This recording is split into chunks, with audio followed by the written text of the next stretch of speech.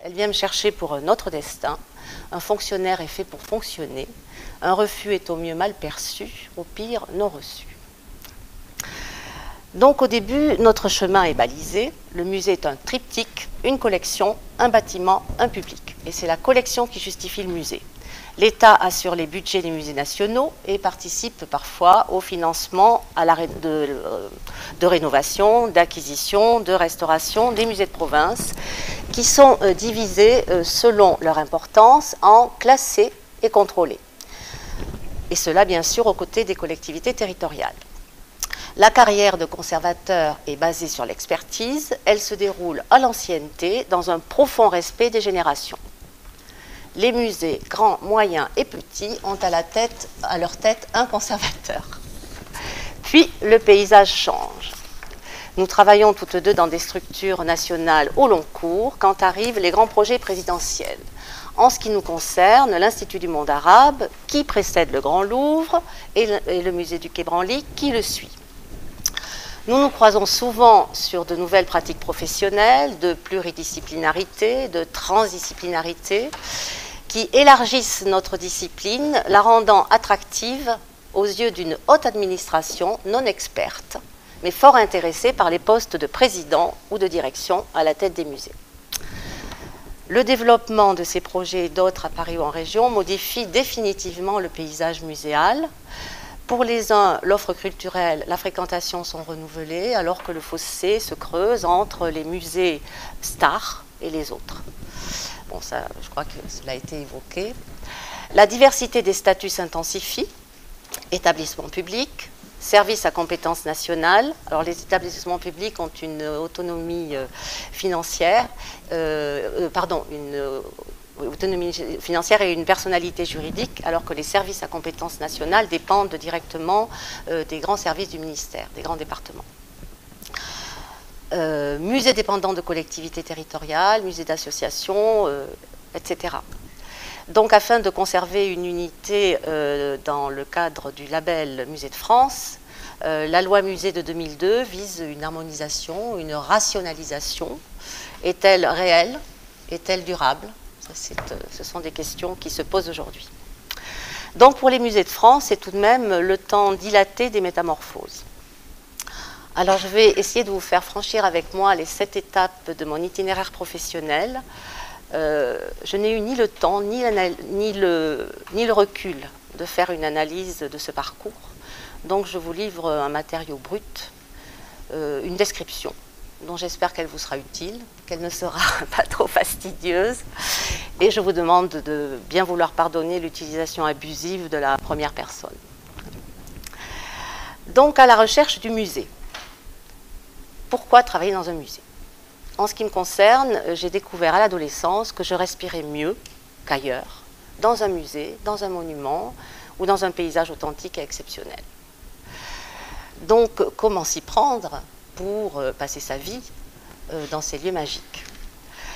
En travaillant dans le tourisme après un baccalauréat, je rencontre une personne de l'UNESCO à qui j'avais fait visiter, enfin j'ai visité un groupe de l'UNESCO, un site donc dans le sud-est de la France, la Villa Efrussi de Rothschild à Saint-Jean-Cap-Ferrat, et à l'issue de cette visite, quelqu'un me demande si je compte être guide interprète toute ma vie, et je dis non, mais je souhaiterais tellement travailler dans des lieux comme celui-ci. Et cette personne m'indique à la provinciale que j'étais que dans ce cas-là, il faut s'inscrire à l'école du Louvre et passer le concours d'État des conservateurs des musées nationaux. Donc nous étions dans les années 70.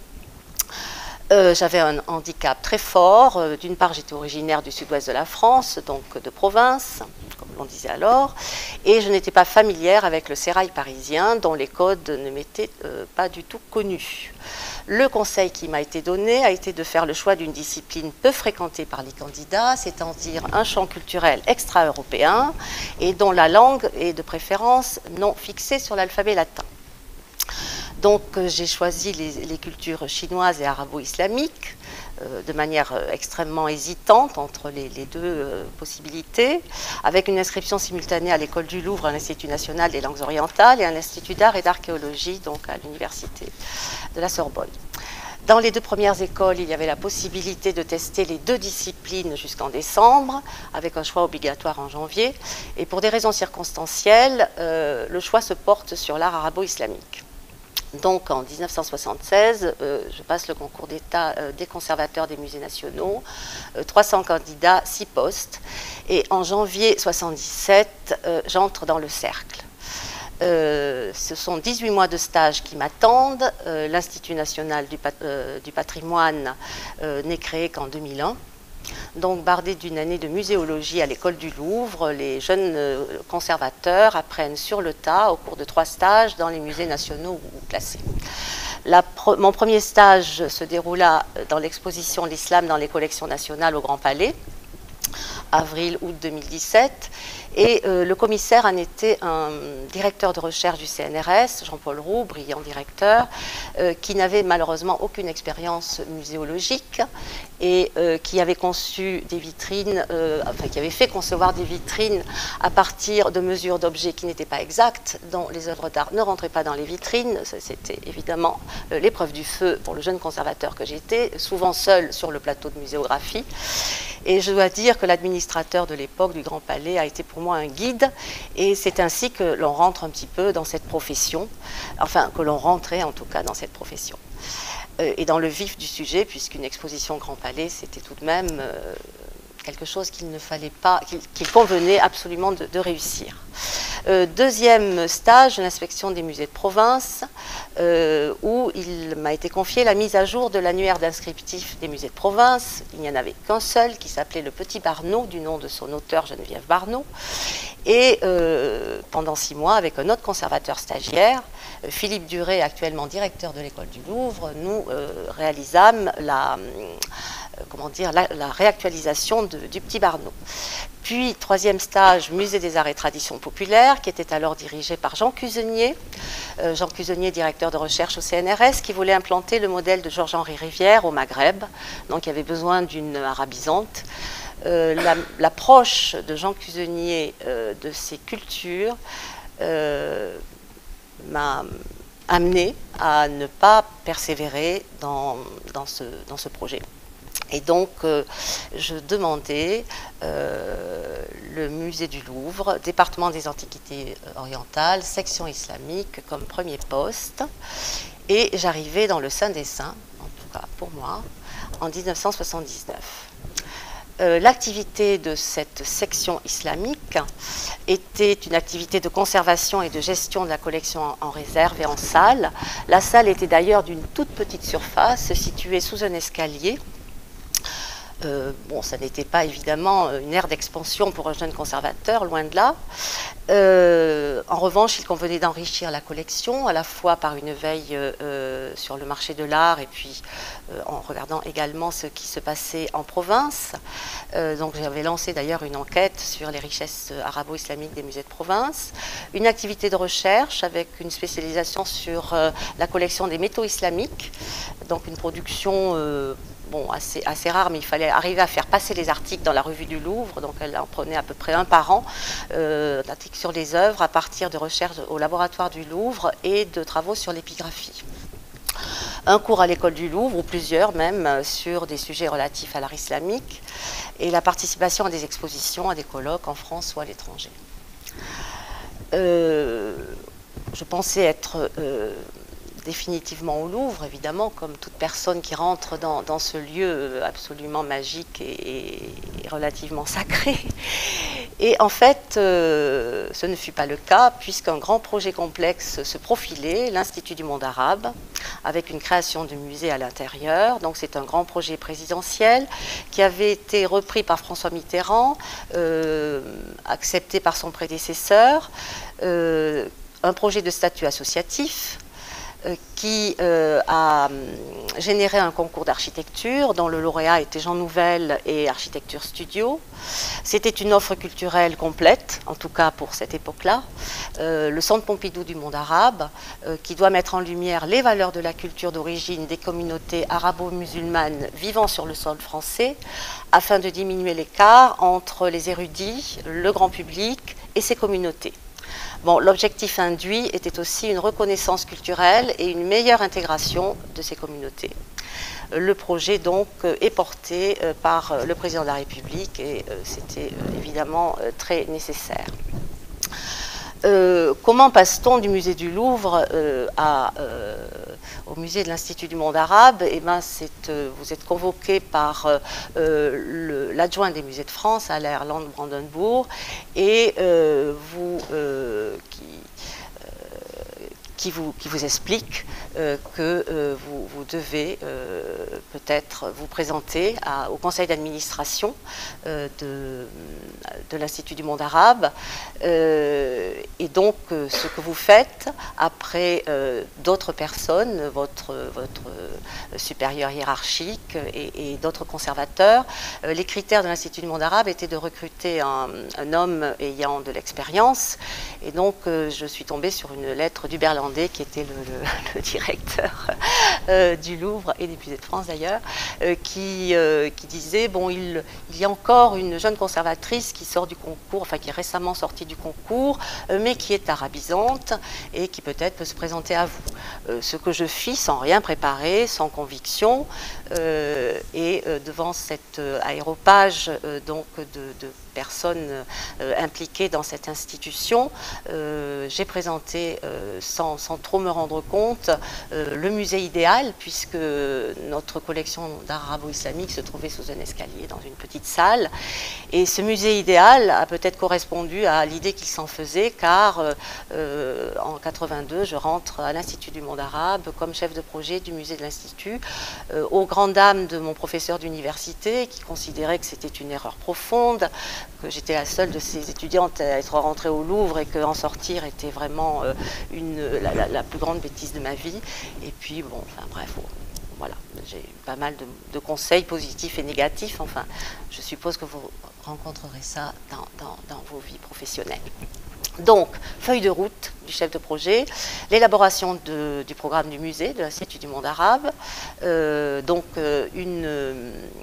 un élargissement aux cultures arabo-islamiques, le choix des collections, des dépôts provenant du musée du Louvre, que je connaissais bien, ainsi que d'autres musées nationaux, des acquisitions, la maîtrise d'ouvrage du musée, c'est-à-dire le travail avec l'équipe des architectes, et la supervision, le recrutement et la supervision d'une équipe pluriculturelle franco-arabe, d'origine et de confession toujours multiples et différenciées, de 50 agents au début.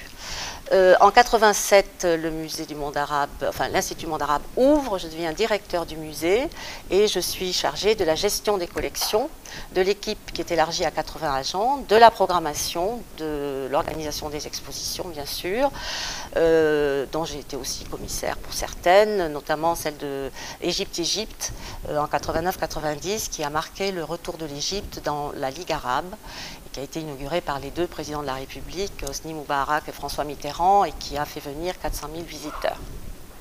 Bon, il y a eu d'autres expositions à l'Institut du monde arabe qui ont fait venir un public de ces communautés, notamment celle sur la Mecque et Médine, où vraiment des quarts entiers, des familles entières de personnes émigrées sont arrivées à Paris pour faire ce pèlerinage qu'ils n'auraient pas pu faire à la Mecque dans l'exposition donc sur la Mecque et Médine.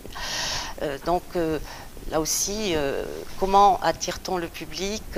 Moi, je ne savais jamais quel public j'aurais puisque l'étude du public n'était pas tellement dans les mœurs à cette époque-là. Et c'était chaque fois une surprise de voir que certaines expositions étaient hyper fréquentées alors qu'on ne s'y attendait pas du tout et que d'autres l'étaient beaucoup moins. Il va y avoir une première sortie du musée, car après toutes ces années à l'Institut du monde arabe, nous avons reçu comme président Edgar Pisani, qui était un homme avec qui j'avais fait cette exposition, mais qui était à la fois, qui avait une très haute vue de sa mission, mais qui faisait aussi beaucoup de politique dans ce musée. Et cette nouvelle direction ne me convenait pas trop. Donc ça a été ma première sortie du musée.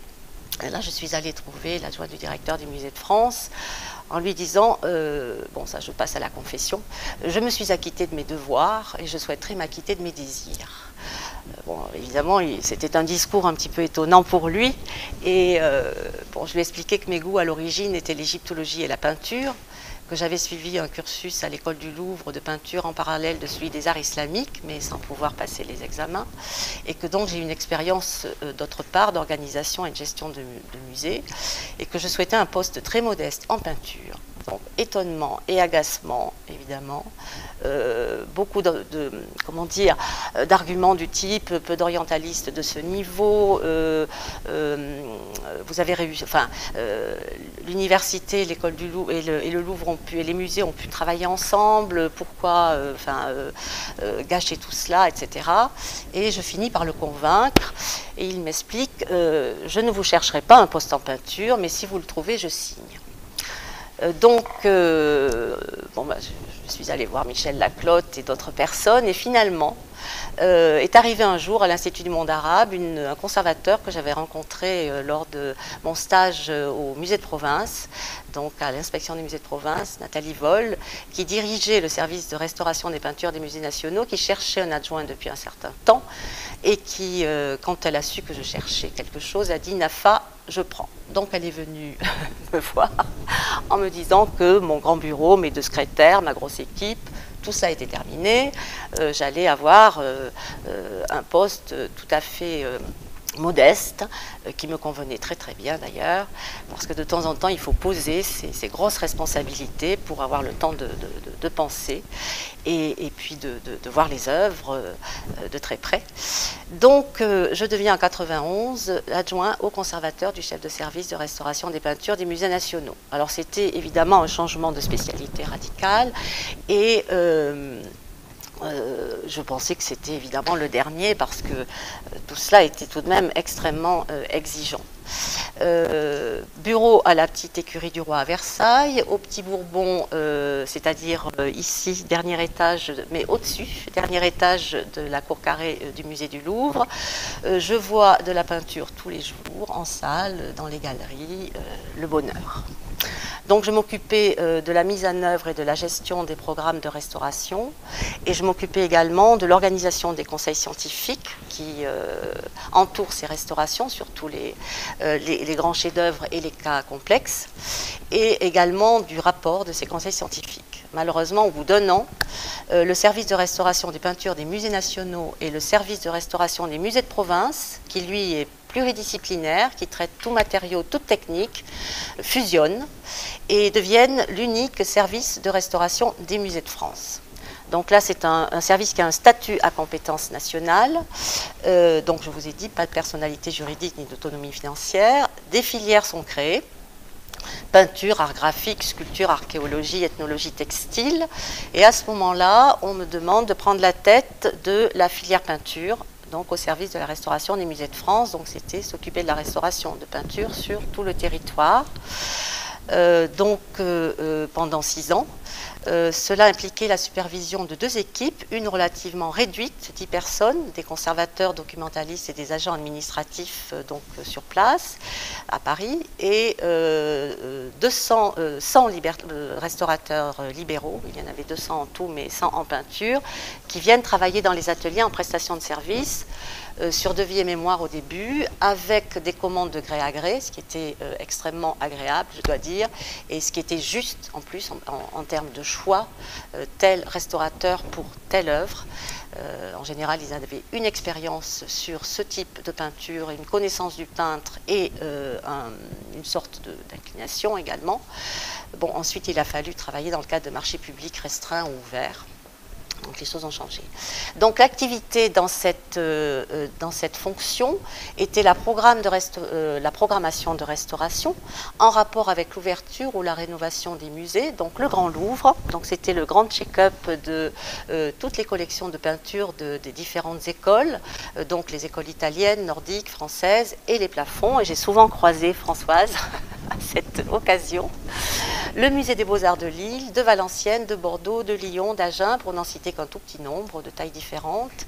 Le salon de la Croix au Palais Bourbon, le salon doré d'Anne d'Autriche au Palais du Luxembourg, etc.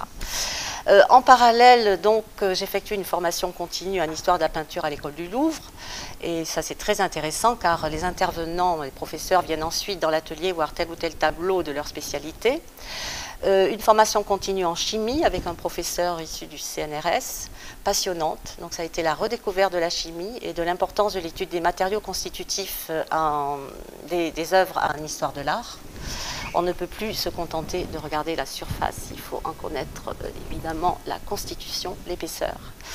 En conservation préventive, et là je m'inscris au DESS, aujourd'hui appelé Master 2 de conservation préventive à Paris-en-Sorbonne. Le but est de pouvoir répondre aux conservateurs de province, car après avoir lâché dans les salles les restaurateurs de support et de surface de la peinture, les chefs d'établissement m'amènent dans leur musée et me présentent tous les problèmes en série qui se présentent, qui se posent donc de la cave au grenier.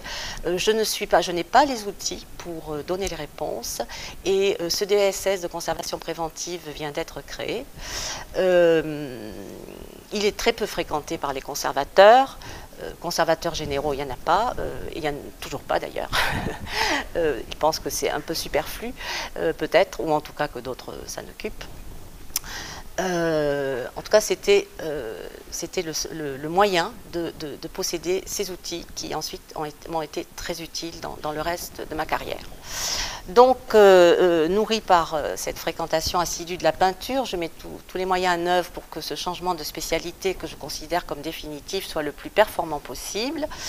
La vie professionnelle n'est pas un long fleuve tranquille, car c'était compté sans le devoir de mobilité de la fonction publique, qui me vaut tout de même un retour au musée par le grand chantier présidentiel de Jacques Chirac, le musée du Quai Branly. Alors, c'est un établissement public qui est d'abord nommé le MAC, M-H-A-C, Musée de l'Homme, des Arts et des Civilisations. En fait, c'était cela, mais pour toutes les cultures sauf l'Europe. Puis, après que se soient réunis les groupes de travail sur les offres scientifiques autour des 4 continents, l'Afrique, l'Asie, l'Océanie et les Amériques, et devant l'impossibilité de trouver un dénominateur commun unique à l'ensemble de toutes ces cultures concernées, ce musée a pris le nom du lieu d'implantation, le Quai Branly, à l'instar d'ailleurs du musée du Louvre. Voilà. Donc, c'est un musée qui regroupait les collections du musée des arts africains océaniens, et là nous sommes dans le domaine de l'héritage et le domaine du transfert, pour revenir à l'intitulé de la journée d'aujourd'hui, et les collections du musée de l'Homme, donc d'ethnologie non européenne. Au départ, il y a eu un sous-projet à ce musée, qui a été la présentation de sculptures, d'ailleurs le catalogue est là sur la table, de sculptures de ces cultures extra-européennes au musée du Louvre. Il convenait de vérifier que ces objets qui avaient été considérés comme objets ethnographiques au musée du Trocadéro, devenu musée de l'Homme, étaient également des chefs-d'œuvre universels, et la manière de le prouver, en tout cas pour les organisateurs de ce musée, c'était de faire cette exposition au musée du Louvre. Je crois que le test a été concluant. Là aussi, comment passe-t-on de la restauration des peintures au musée du Quai Branly? Ça a été un recrutement très proactif. C'est-à-dire que j'ai reçu une invitation à rencontrer Germain Viat, qui était le directeur du futur, enfin en tout cas le chef de projet, je dirais, du musée du Quai Branly. Et arrivé au rendez-vous, ça n'était pas lui qui me reçoit, mais la secrétaire générale, qui m'explique que il est besoin d'un second conservateur dans l'équipe, que ce conservateur doit avoir une ouverture en termes de discipline et de spécialité, et qu'il doit, comment dire, ne pas être européocentriste, et qu'il ne doit pas être limité au monde judéo-chrétien. Bon. Et on m'explique qu'il faut que je prenne mes fonctions, nous sommes en avril, en juin. Bon, j'avais une grosse responsabilité, comme je vous l'ai expliqué. J'ai expliqué que je ne pouvais pas partir aussi vite d'un poste comme celui-là, que j'étais en train de recruter un adjoint qui, évidemment, si je choisissais de venir, serait mon remplaçant, etc., etc. Et je retourne donc à Versailles, où j'avais mon bureau principal. Je rencontre mes supérieurs hiérarchiques en leur disant voilà ce que l'on me propose. Ces deux personnes, elles étaient deux car quand il y a eu la fusion des deux services, aucune des deux n'a voulu être la supérieure de l'autre. Ces deux personnes me disent finalement tout ce qui a été, enfin les grands chantiers en peinture sont terminés, peut-être tu vas t'ennuyer, peut-être que c'est une grande chance. En tout cas, je pensais qu'elles allaient me retenir et me permettre de rester en peinture. Mais en fait, bon, elles avaient une autre idée. En fait, j'ai pensé que c'était de vrais amis, mais je ne m'en doutais point. Et arrivé chez moi, je me suis rendu compte, en regardant ma bibliothèque, qu'il y avait un mètre linéaire d'ouvrages sur l'animisme, le chamanisme, le bouddhisme, etc. Donc, il y a toujours un fil conducteur complètement inconscient chez le conservateur, chez nous tous, je pense, qui fait que nous arrivons là où nous devons arriver alors que c'est absolument pas prémédité. Donc, je deviens responsable du pavillon des sessions du musée du Louvre, c'est-à-dire de l'exposition que vous voyez là, qui est réalisée tout de même par Jacques Kershage, qui était un antiquaire relativement sulfureux, choisi par Jacques Chirac, dont il était l'ami. Mon travail a été de faire des études scientifiques sur cette collection, qui ont été d'ailleurs publiées dans un des fascicules de la revue Techné, du laboratoire qui était à l'époque le Centre de recherche et de conservation des musées de France.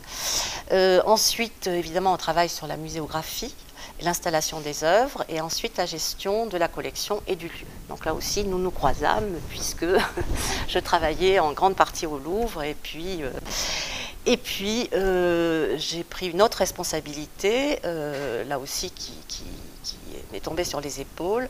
Je suis devenue responsable du chantier des collections du musée du Quai Branly, tout en gardant la responsabilité du pavillon des sessions du musée du Louvre. Donc, qu'est-ce qu'un chantier des collections ? C'est une chaîne de traitement qui vise à mettre les collections à niveau, tant sur le plan documentaire que sur le plan de leur intégrité physique. Et cela pour chaque bien culturel. Donc, en documentation numérisée, on fait un récollement ou un inventaire, une révision des fiches d'identité avec des spécialistes, une couverture numérique en vue d'une diffusion sur le site du musée à travers le portail web, et puis un complément des dossiers d'œuvres, chaque dossier comprenant une partie historique, une partie matérielle, une partie administrative. En conservation, donc c'est une chaîne de traitement qui prévoit une désinsectisation pour les collections de matériaux organiques, dans une cellule d'anoxie, qui est une cellule de privation d'oxygène, qui permet à tous ces insectes, enfin qui les fait mourir, ça ne leur permet pas de mourir, ça les détruit. Et pour l'ensemble de la collection, constat d'état, prise de mesure et de poids, dépoussiérage, intervention légère de restauration, prise de vue 2D et 3D pour les biens culturels qui étaient choisis pour la muséographie, conditionnement pour mise en réserve ou conditionnement pour exposition. Donc c'est cela, le chantier des collections. Nous étions les premiers à en faire un dans une durée déterminée pendant 3 ans, parce que nous n'avions pas plus que cela. Ensuite, le musée devait être installé et ouvrir.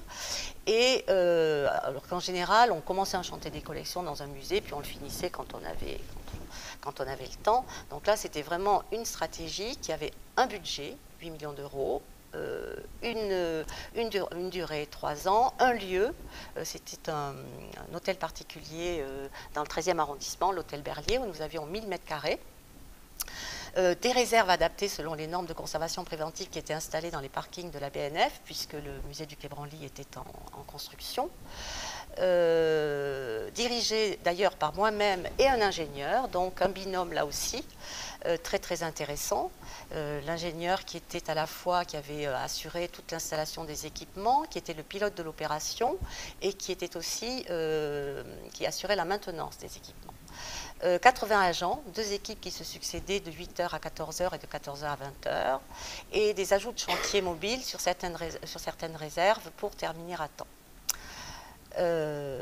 Donc voilà, ça c'est vraiment l'exemple d'un transfert de collection qui a pu être réalisé. Nous avons fait un petit fascicule sur cette expérience pour qu'il serve à tous les musées qui pouvaient mettre en place un chantier des collections. Maintenant, c'est un vocable qui venait d'ailleurs des bibliothèques, qui maintenant est totalement utilisé dans les musées, et chaque musée fait son projet scientifique et culturel, son chantier des collections, lorsqu'il veut se rénover.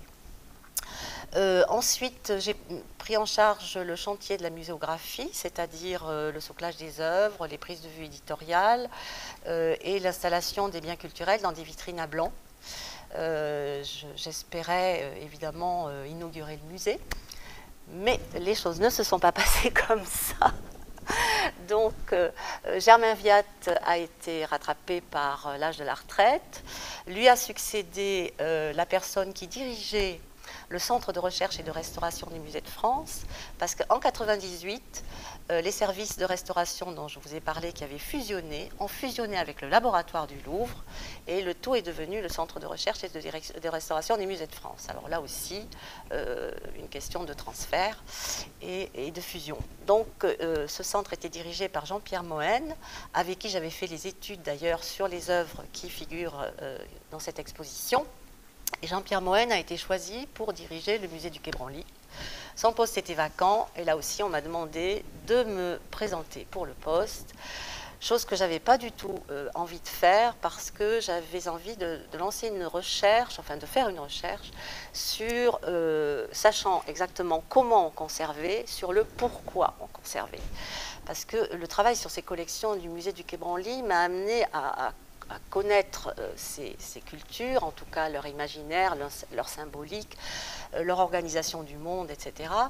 Et à m'apercevoir que certaines ne fixaient pas leur mémoire sur un patrimoine matériel, mobilier ou immobilier, des monuments, des œuvres, sur une écriture, mais uniquement sur des procédés mnémotechniques et sur une tradition orale. Et ces cultures traversaient le temps, les empires, les difficultés, les vicissitudes, et continuaient à être au monde avec une manière de vivre finalement peut-être plus naturelle, en tout cas dans certains cas plus humaine.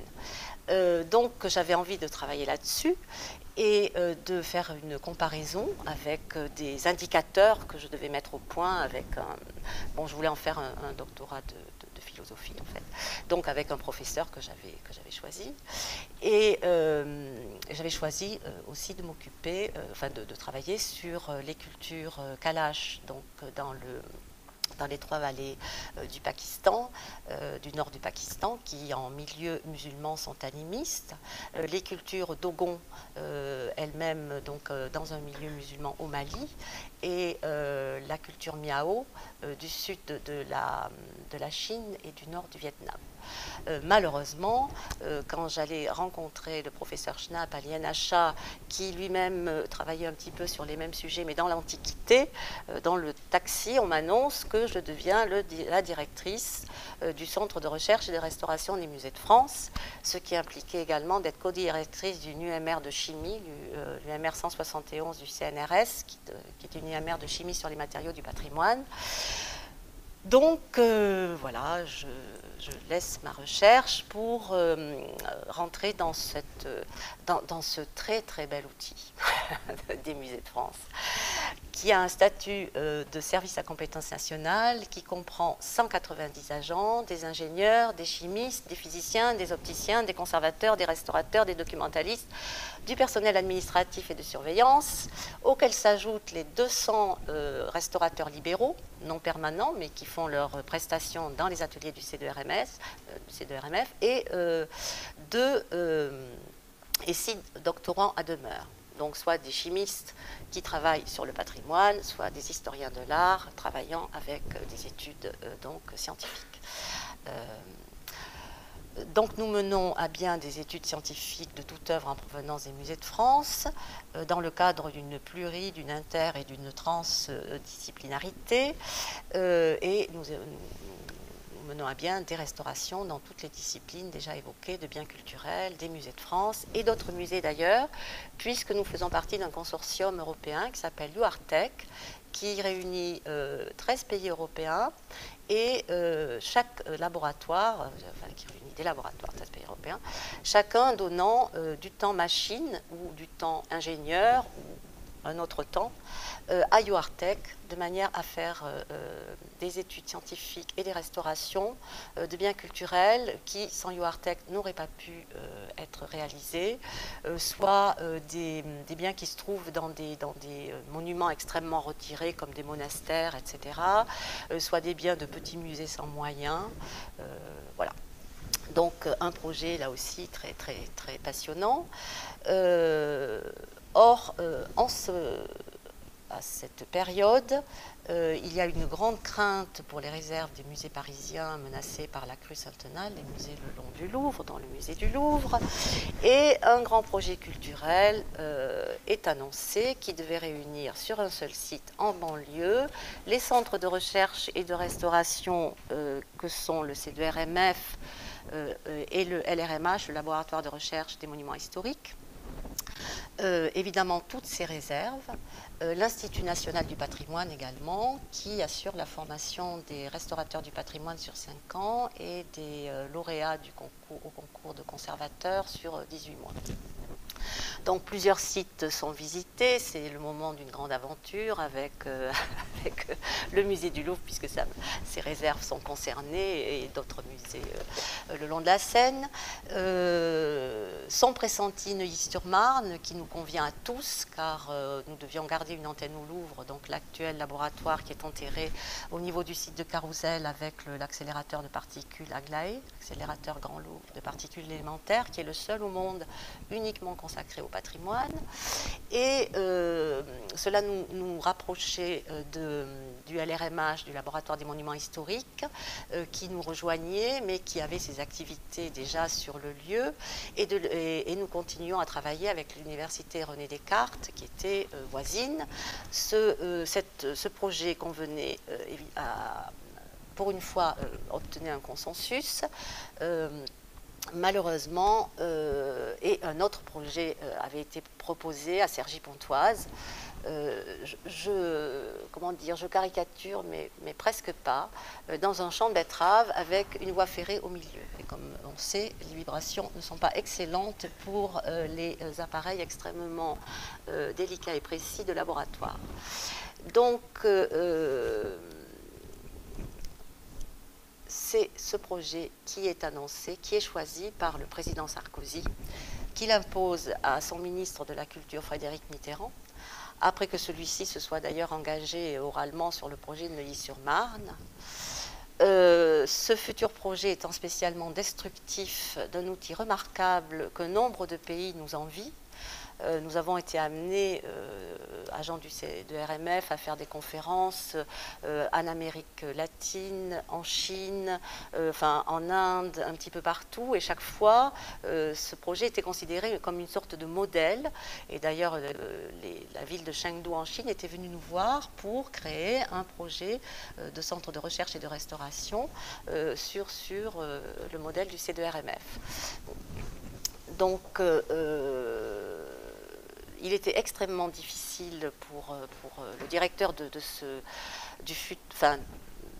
Centre de recherche et de restauration des musées de France de rentrer dans le projet à Cergy-Pontoise. Et pour moi, il a été question de quitter le C2RMF, ce qu'a fait également le CNRS en retirant l'UMR 171. Donc, mes pairs ont compris, la directrice des musées de France, Henri Loirette, qui était le directeur du Louvre, ont parfaitement compris qu'en conscience, c'était pas possible de me prêter à cet exercice, et m'ont été proposées la direction du musée du Louvre-Lens ou la création d'un département scientifique au Centre des monuments nationaux. que j'accepte, là aussi en conscience, parce que le poste du Louvre-Lens impliquait dans mon esprit de vivre dans cette ville. Bon, les conservateurs TGV ne sont guère appréciés et puis ne sont pas suffisamment impliqués. Et ce que je ne peux pas faire. C'est un grand départ en fait dans les monuments. J'espère que je ne vous lasse pas trop avec mon histoire. Non, c'est bon. Arrivé dans le centre des monuments nationaux, qui est l'actuelle ancienne caisse des monuments historiques. Nous sommes en juin 2010. Le centre des monuments nationaux a un statut d'établissement public. C'est pour moi une véritable découverte. Donc c'est un centre qui gère plus de 100 monuments en France, certains très petits, très petits, je dirais modestes en tout cas par leur fréquentation, comme le château de Cadillac en Gironde par exemple, d'autres évidemment très importants comme le Mont-Saint-Michel, la cité de Carcassonne, à Paris la Sainte-Chapelle, le Panthéon, qu'est-ce qu'il y a encore, l'Arc de Triomphe, etc., etc. Donc des monuments extrêmement diversifiés, des abbayes, des châteaux, des tours,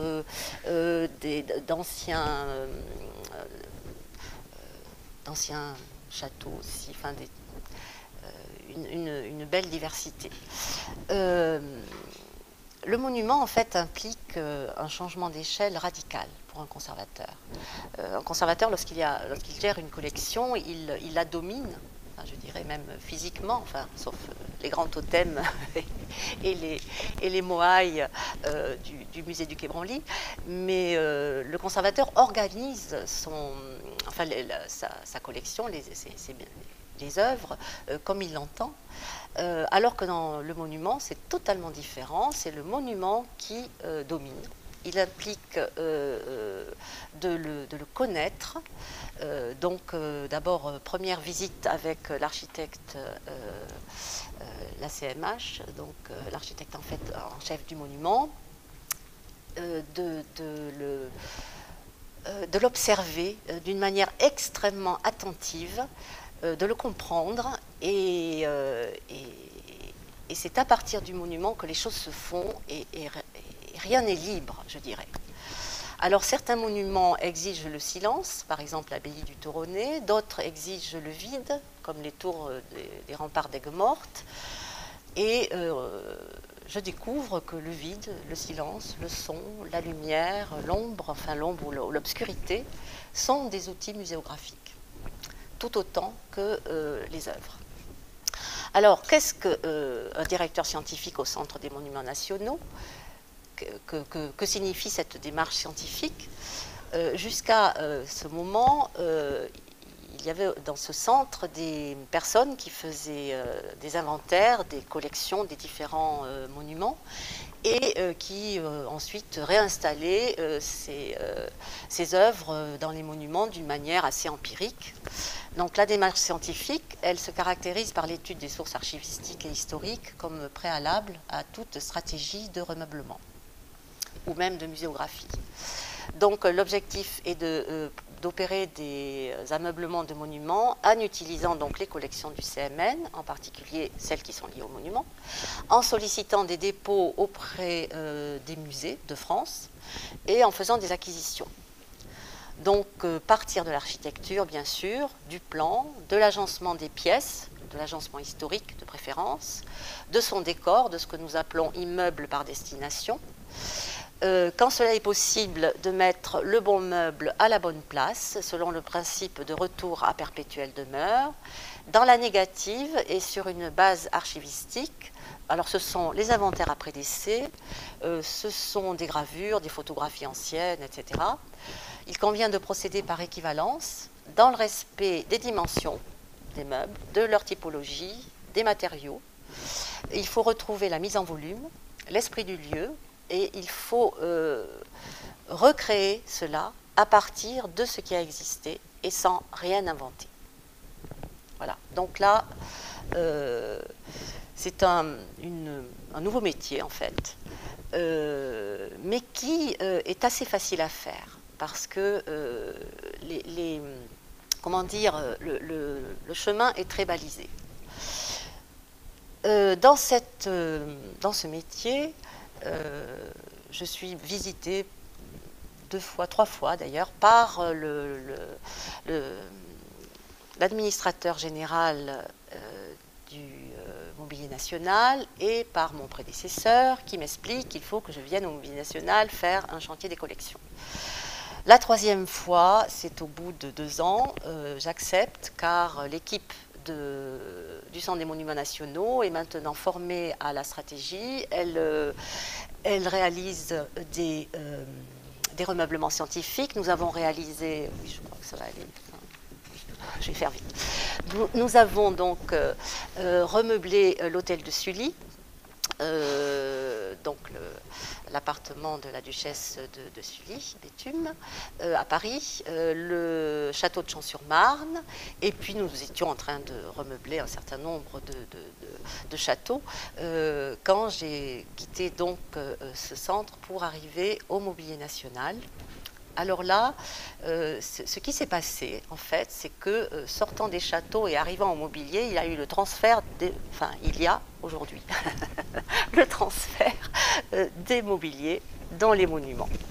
Voilà. Et le fait que ce soit la même personne était effectivement, ça rend la chose effectivement plus fluide et plus facile.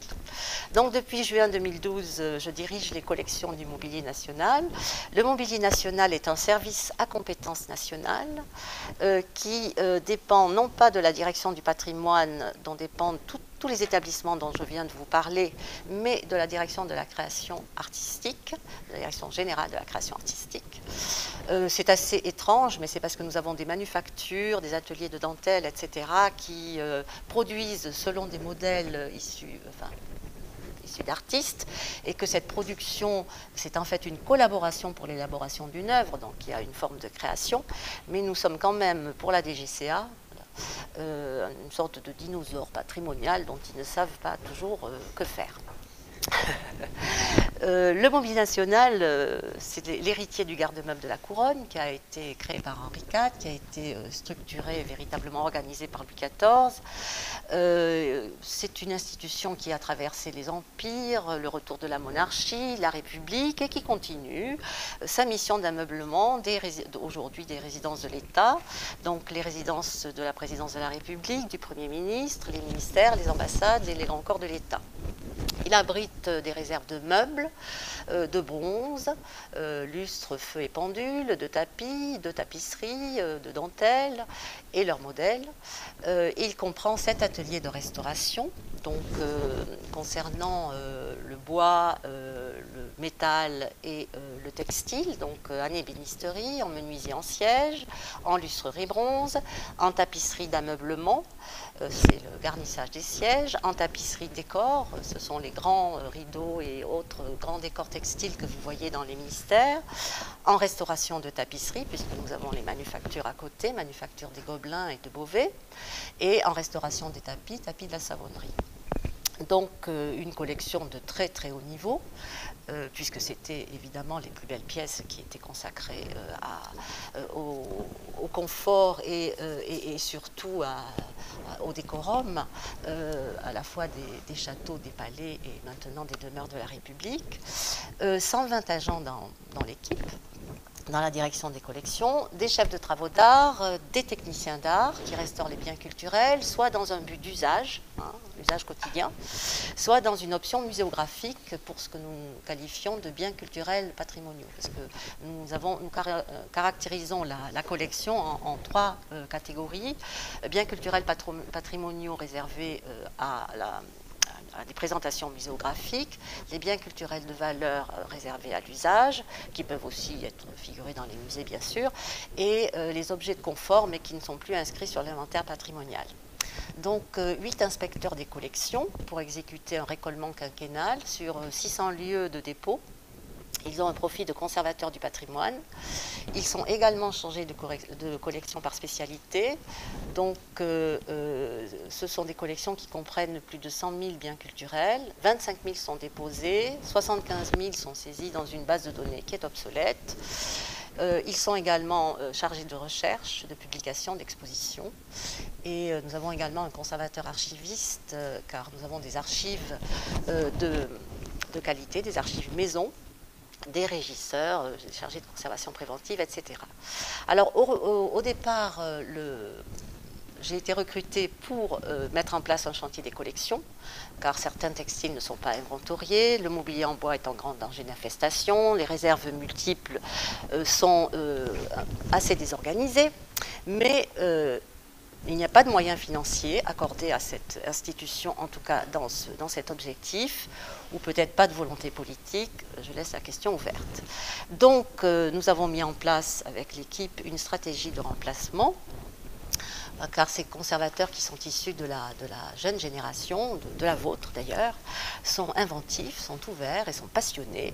Donc ils ont mis en place en réserve des travaux avec les élèves de l'Institut national du patrimoine, ils font des petits chantiers de collection sur des ensembles homogènes, des expositions temporaires, aussi bien à l'étranger, en région qu'au mobilier national, puisque nous avons une petite galerie de 1000 m², des dépôts et des ameublements dans les musées châteaux, alors des dépôts à Versailles, Fontainebleau, le Louvre, là nous nous recroisons, le musée des arts décoratifs et des remeublements historiques dans les châteaux d'Ardelot, Chaumont-sur-Loire, Sully-sur-Loire, Azay-le-Rideau, Rambouillet, la villa de Caillebotte-Ayer qui va être inaugurée bientôt, et Azay-le-Rideau va être aussi inauguré avec toute la partie Biencourt, donc la partie 19e qui est remeublée et ce sera terminé cet été.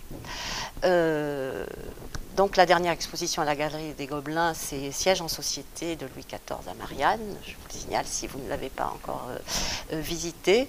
En fait, c'est un de mes collaborateurs qui a sédimenté une trentaine d'années de savoir et d'expertise sur les sièges et qui propose, dans une scénographie de Jacques Garcia, une mise en perspective du siège en France, car le siège a été, depuis Louis XIV, et surtout sous Louis XV et ensuite sous Napoléon III, etc., un objet de grande inventivité et qui continue d'ailleurs dans le domaine du design sur cette logique. Au ministère de la Culture, là, nous avons actuellement une exposition sur les 2 sites, dans les vitrines extérieures, dans les jardins du Palais Royal et dans les espaces intérieurs, dans l'immeuble des Bons Enfants. Voilà, donc pour conclure, est-ce que nous sommes toujours à la recherche du musée? Est-ce qu'un conservateur est à la recherche du musée? Je dirais plus que jamais. À son adaptation au monde contemporain, bon ça, vous en avez débattu beaucoup plus que je ne pourrais le faire, mais enfin il faut tout de même tenir compte de la révolution numérique, des big data, on parle de cybermusée, il faut tenir compte de la mondialisation et de publics de plus en plus variés, de toute origine, de tout âge, de tout milieu social. Aujourd'hui, évidemment, le musée est à la recherche de ces nouvelles définitions. Le triptyque de nos débuts est totalement obsolète. La collection peut être entièrement dématérialisée. Patrimoine matériel numérisé et patrimoine immatériel. Le musée peut se passer de murs, de bâtiments. Le public, physique ou internaute, est placé au centre du dispositif. Il va pouvoir choisir son musée, voire construire son musée imaginaire. Ensuite, la question que se pose un conservateur français, c'est quid de la survie du petit musée en région? C'est quid du musée et de son inscription dans le domaine du droit? Par exemple, l'exemple français avec la loi 2002. Du musée centre de recherche ou lieu de pédagogie et du divertissement. Du musée face aux financiers. Est-ce un service public? Est-ce un lieu de consommation? Ou à l'inverse, du musée comme outil de compréhension mutuelle des humains, comme instrument de paix. Est-ce irréaliste, utopique, d'imaginer un musée gratuit pour tous, partout?